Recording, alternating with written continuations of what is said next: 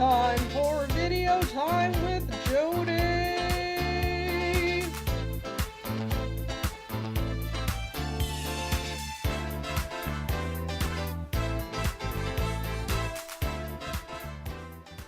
If you guys were here 2 weeks ago or last week, you will know that we are talking about the story of Ruth from the Bible this month. Now, just a little recap in case you weren't here. Naomi and her husband Elimelech moved to Moab. Elimelech died, then her sons got married, then they died, then Orpah went back to her family, and then Ruth was like, Naomi, I'll stay with you, and Naomi was like, call me bitter, I'm so mad, and Ruth was like, no, I'm your family. So Naomi and Ruth move back to Bethlehem, and they are each other's family, and they are all they have, and it's actually really bad because they're really, really hungry. Now, I don't know about you guys, but I love lunch, and I think it's awesome, and when I sit down for lunch, and then there is no lunch, and I feel hungry, that makes me really angry and sad, and I don't like being hungry at all. And this is what's happening to Naomi and Ruth. They're very hungry, they have no food, and they don't have money to buy food.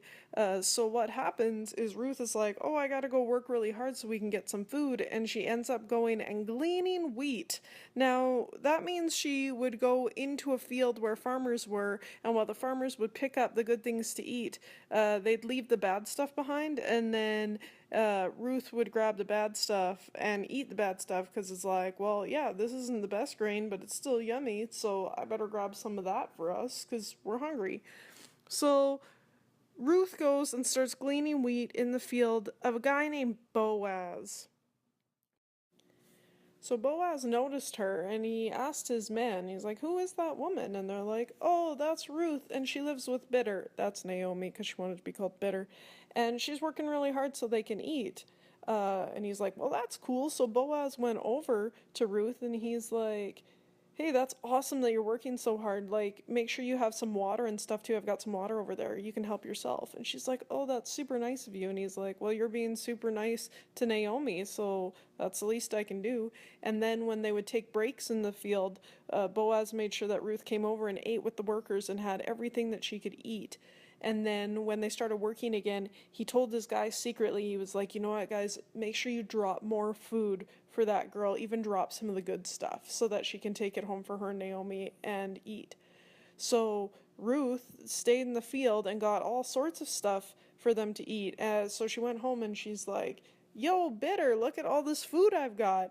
And Naomi's like, that's so awesome, Ruth. This is awesome. Like, God is blessing us and he's using Boaz to help us eat. That's really, really cool.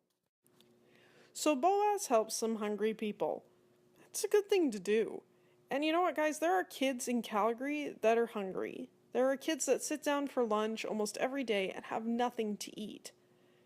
And some people in Calgary are trying to do something about it. There's this place called Brown Bagging for Calgary's Kids, and they make all sorts of lunches for kids all across the city who need food.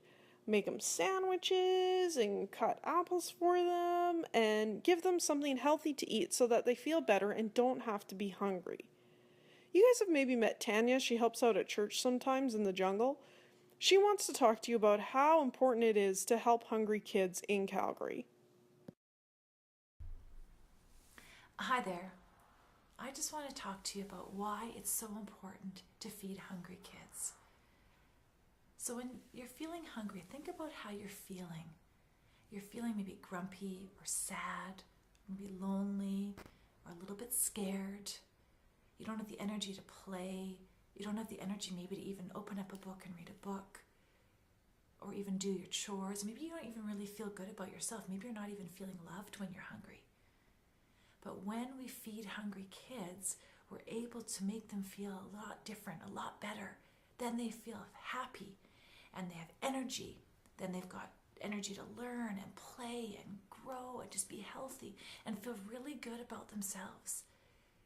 When they're feeling full and they've been fed, they can do the best they can do. So thank you for what you're going to do to make sure that hungry kids get fed.